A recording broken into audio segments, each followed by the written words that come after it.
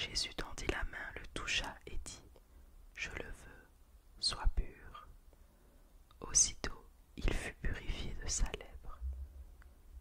Puis Jésus lui dit : « Fais bien attention de n'en parler à personne, mais va te montrer au prêtre et présente l'offrande que Moïse a prescrite afin que cela leur serve de témoignage. » Guérison à Capernaum. Alors que Jésus entrait dans Capernaum, un officier romain l'aborda et le supplia en disant : « Seigneur, mon serviteur est couché à la maison, atteint de paralysie, et il souffre beaucoup. » Jésus lui dit : « J'irai et je le guérirai. » L'officier répondit : « Seigneur, je ne suis pas digne que tu entres sous mon toit, mais dis seulement un mot, et mon serviteur sera guéri. En effet, moi aussi je suis un homme soumis à des supérieurs. J'ai des soldats sous mes ordres, et je dis à l'un : pars, et il part, à un autre : viens, et il vient, et à mon esclave : fais ceci, et il le fait. » Après l'avoir entendu, Jésus fut dans l'admiration, et il dit à ceux qui le suivaient : « Je vous le dis en vérité, même en Israël je n'ai pas trouvé une aussi grande foi. Or, je vous le déclare, beaucoup viendront de l'Est et de l'Ouest et seront à table avec Abraham, Isaac et Jacob dans le royaume des cieux.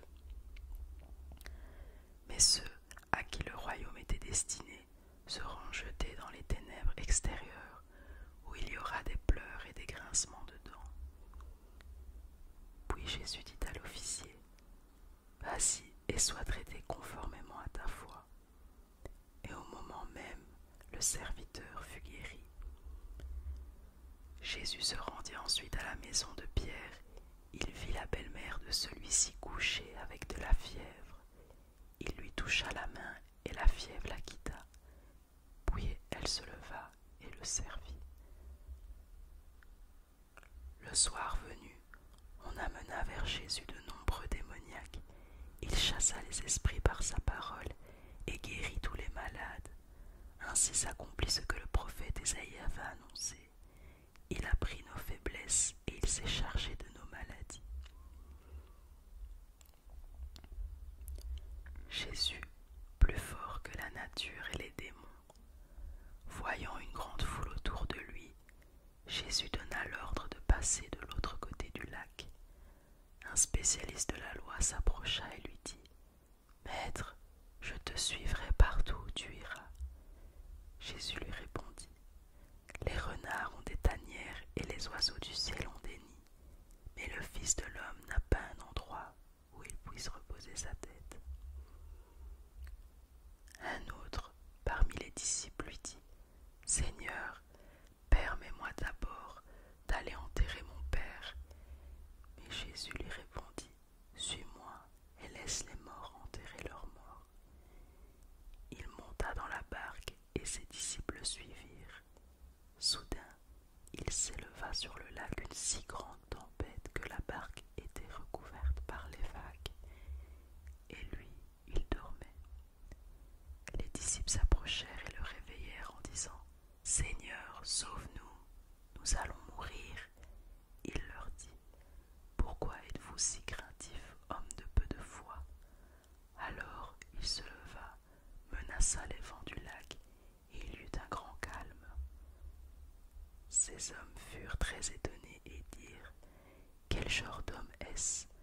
Même les vents et la mer lui obéissent. » Lorsqu'il fut arrivé sur l'autre rive, dans le pays des Gadaréniens, deux démoniaques qui sortaient des tombeaux vinrent à sa rencontre. Ils étaient si dangereux que personne n'osait passer par là. Et voilà qu'ils se mirent à crier : « Que nous veux-tu, Jésus, Fils de Dieu ? Es-tu venu ici pour nous tourmenter avant le moment fixé ? » Il y avait loin d'eux un grand troupeau de porcs en train de chercher à manger. Les démons suppliaient Jésus : « Si tu nous chasses, permets-nous d'aller dans ce troupeau de porcs. » « Allez-y, leur dit-il. » Ils sortirent des deux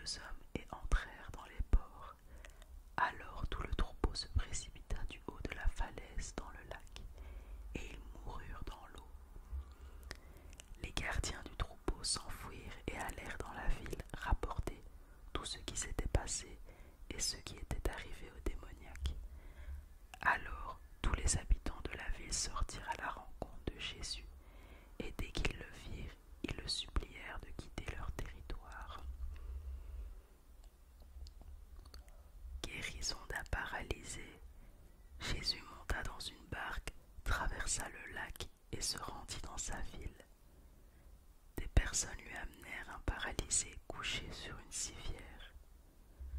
Voyant leur foi, Jésus dit au paralysé: « Prends courage, mon enfant, tes péchés te sont pardonnés. » Alors, quelques spécialistes de la loi se dirent en eux-mêmes: « Cet homme blasphème. » Mais Jésus connaissait leurs pensées. Il dit: « Pourquoi avez-vous de mauvaises pensées en vous-même? En effet, qu'est-ce qui est le plus facile à dire? Tes péchés te sont pardonnés, ou lève-toi et marche. Afin que vous sachiez que le Fils de l'homme a sur la terre le pouvoir de pardonner les péchés, lève-toi, dit-il alors au paralysé, prends ta civière et retourne chez toi. L'homme se leva et rentra chez lui. Quand la foule vit cela, elle fut émerveillée et célébra la gloire de Dieu qui a donné un tel pouvoir aux hommes. Réaction face à Jésus. Jésus partit de là. En passant, il vit un homme assis au bureau des taxes et qui s'appelait Matthieu. Il lui dit: « Suis-moi. » Cet homme se leva et le suivit. Comme Jésus était à table dans la maison, beaucoup de collecteurs d'impôts et de pêcheurs vinrent se mettre à table avec lui et avec ses disciples. Les pharisiens virent cela et dirent à ses disciples: « Pourquoi votre maître mange-t-il avec les collecteurs d'impôts et les pêcheurs ?» Mais Jésus, qui avait entendu, leur dit: « Ce ne sont pas les bien portants qui ont besoin de médecins, mais les malades. Allez apprendre ce que signifie « Je désire la bonté et non les sacrifices ». En effet, je ne suis pas venu appeler des justes, mais des pécheurs à changer d'attitude. » Alors, les disciples de Jean vinrent vers Jésus et dirent: « Pourquoi nous et les pharisiens jeûnons-nous souvent, tandis que tes disciples ne jeûnent pas ?» Jésus leur répondit: « Les invités à la noce peuvent-ils être tristes tant que le mari est avec eux? Les jours viendront où le marié leur sera enlevé, et alors ils jeûneront. Personne ne coud un morceau de tissu neuf sur un vieil habit, car la pièce ajoutée arrache une partie de l'habit, et la déchirure devient pire. On ne met pas non plus du vin nouveau dans de vieilles outres, sinon les outres éclatent. Le vin coule et les outres sont perdues. Mais on met le vin nouveau dans des outres neuves, et le vin et les outres se conservent. » Guérison d'une femme et résurrection d'une fillette. Tandis qu'il leur adressait ces paroles, un chef arriva, se prosterna devant lui et dit: « Ma fille est morte il y a un instant, mais viens, pose ta main sur elle et elle vivra. » Jésus se leva et le suivit avec ses disciples. C'est alors qu'une femme, qui souffrait d'hémorragie depuis 12 ans, s'approcha par derrière et toucha le bord de son vêtement, car elle se disait: « Si je peux seulement toucher son vêtement, je serai guérie. » Jésus se retourna et dit en la voyant: « Prends courage, ma fille, ta foi t'a sauvée. » Et cette femme fut guérie dès ce moment. Lorsque Jésus fut arrivé à la maison du chef, il vit les joueurs de flûte et la foule bruyante. Il leur dit: « Retirez-vous, car la jeune fille n'est pas morte, mais elle dort. » Et il se moquait de lui. Quand la foule eut été renvoyée, il entra, prit la main de la jeune fille, et la jeune fille se leva. Cette nouvelle se propagea dans toute la région. Guérison de 2 aveugles et d'un démoniaque. Quand Jésus partit de là, il fut suivi par 2 aveugles qui criaient: « Aie pitié de nous, fils de David !» Lorsqu'il fut arrivé à la maison, les aveugles s'approchèrent de lui Jésus leur dit: Croyez-vous que je puisse faire cela? Oui, Seigneur, lui répondirent-ils. Alors il toucha leurs yeux en disant: Soyez traités conformément à votre foi. Et leurs yeux s'ouvrirent. Jésus leur recommanda avec sévérité: Faites bien attention que personne ne le sache. Mais, à peine sortis, ils parlèrent de lui dans toute la région. Comme ils s'en allaient, on amena à Jésus un démoniaque muet. Il chassa le démon et le muet se mit à parler. La foule disait, émerveillée: On n'a jamais rien vu de pareil en Israël. Mais les pharisiens disaient: C'est par le prince des démons qu'il chasse les démons. Mission des 12 apôtres. Jésus parcourait toutes les villes et les villages.